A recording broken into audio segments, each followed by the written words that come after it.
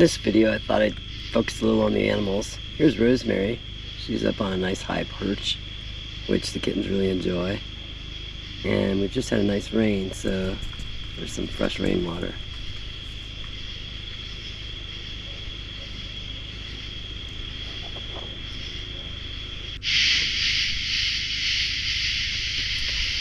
Before we draw our attention to the animals, I'd like to take a quick trip into the garden. We've had a nice rainfall, and you can see here we have made an entrance on the bottom side, and it's been real nice, lots easier to get into. And the thing I want to show in here is the marigolds that are in bloom. Those there I thought were Swiss chard. They are in fact tomatoes. I can see the first bloom. And that bucket there is where we keep the garlic that we use as a pesticide, a natural organic pesticide. You see the turmeric is really growing nicely. And here you'll see that a lot of the jugs that have fallen into the garden, we keep the empty ones inside that barrel there. And we had so much rain that they overflowed. And there it is, the marigold I've been waiting for. Planted the seeds in March, so they're finally here. 2 of them blooming on this one, and you can see that there's 3 more blooms waiting to happen. And here we are. The kittens are just enjoying a day in the forest. And another animal is this frog. I find it fascinating how well they camouflage themselves.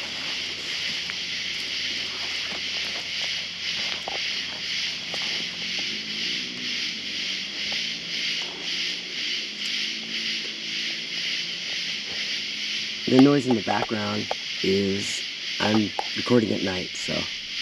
Now, here are the rabbits. We're new to rabbits, but you can see this one here is healthy, and I think one of the ways you can tell is by looking in their ears. This is a Rex, and this is another Rex. Both of these are female rabbits. There's the water bowl that I put together. I'll explain a little bit more later. Now, this Rex here, she's going to go ahead and move into the back there, and that's why we have the wood there. Although rabbits are social animals, they also like to be able to feel like they can hide away. This next rabbit is the male Rex, and you can see that he has a normal rabbit feeder for water and a container that holds a lot of feed. When we received these rabbits, the owner couldn't take care of them anymore, so it practically gave them to us, and with all the cages. This rabbit here has a tray underneath, so we use the bricks to keep the cage above it. And you can see, look at the wood there. He's been gnawing on it quite a bit. And that is to keep their teeth. I guess they keep growing if they don't gnaw on something. And we discovered that his ears look like they may have ear mites. So on the next clip I'll explain what I do to treat that. So the natural remedy here is olive oil, and there's about a teaspoon of that, and then a couple of drops of the myrrh. It basically drowns them, and the myrrh has all kinds of wonderful properties. So I merely put that on a cotton swab and then wash that into his ear. He doesn't really seem to mind. It probably feels good.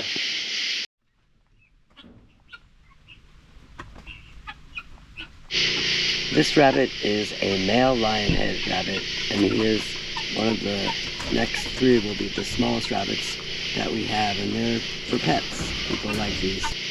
And this is the female Lionhead. And this is the smallest one, and he is a Holland Lop, and that's why his ears are like that. He's really kind of cute.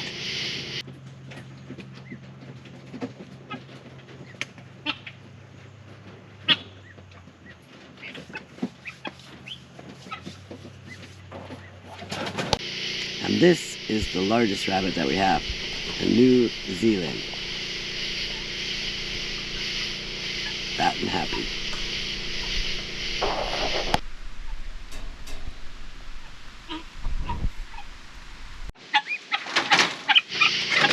Now the birds are getting noisier.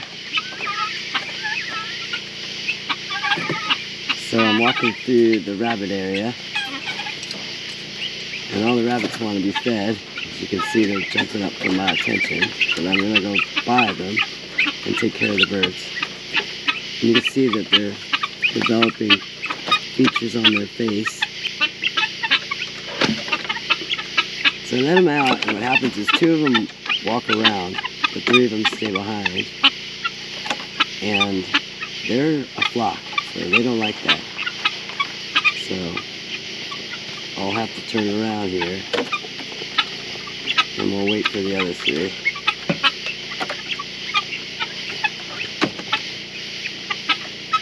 The birds are kind of fun. Now here they are in between the rabbits, and getting them some water.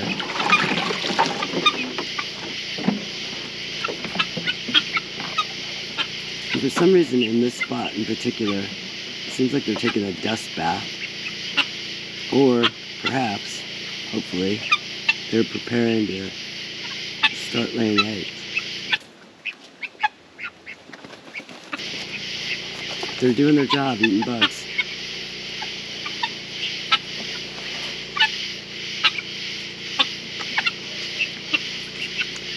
And we also find that they probably eat some of the rabbit food. And rabbits are really notorious for kicking their food out of their dish. You can see that one standing in her food bowl, looking at the birds.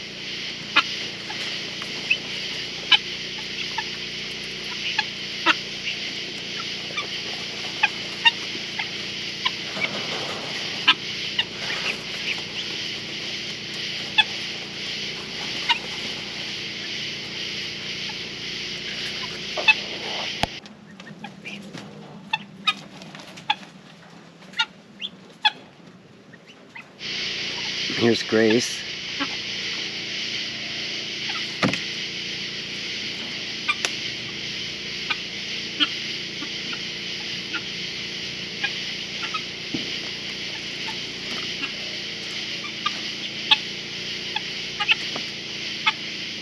Grace will head on up the hill there. And birds are not the most intelligent animal. Oh, there they go. So as I walk around the fence to film Grace up on the hillside, you'll notice that they try to follow me, but they don't know how to get to me. All these rabbit cages came with the rabbits. We built the stands for them. They were all with trays, but we found that it's much easier to rake it out from underneath than have to empty those every day. So all but the one on the top there are on the stands. They also came with 2 metal feeders for the food and 2 plastic water bottles. And then we came up with using some glass bowls that we had. We wrapped in duct tape so they wouldn't break, and that's been working out real well because they'll tip them over, and those are kind of heavy on the bottom.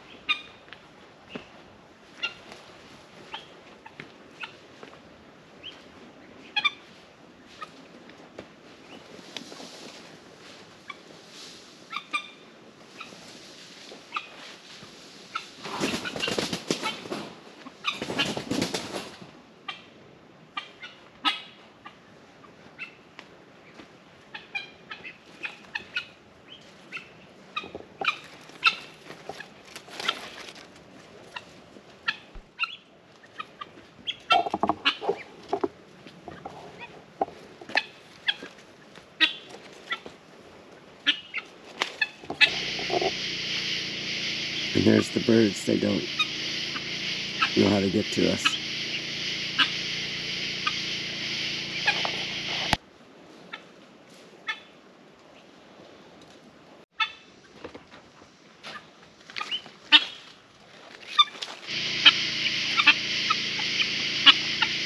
So you'll see they'll follow me.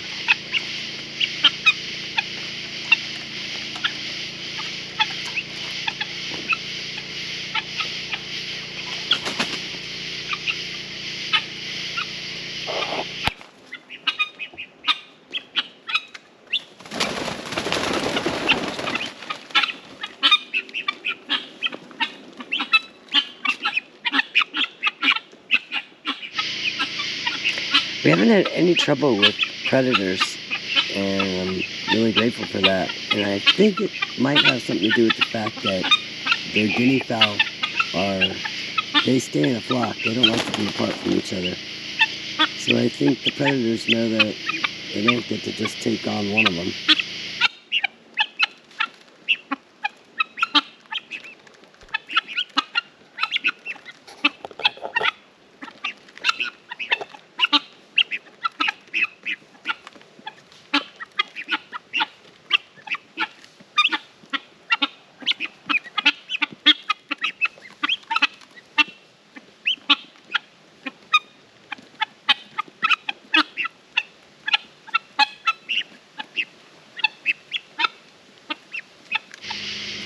And that about wraps up this video. I'll close with a picture of the firewood that we've collected to prepare for winter.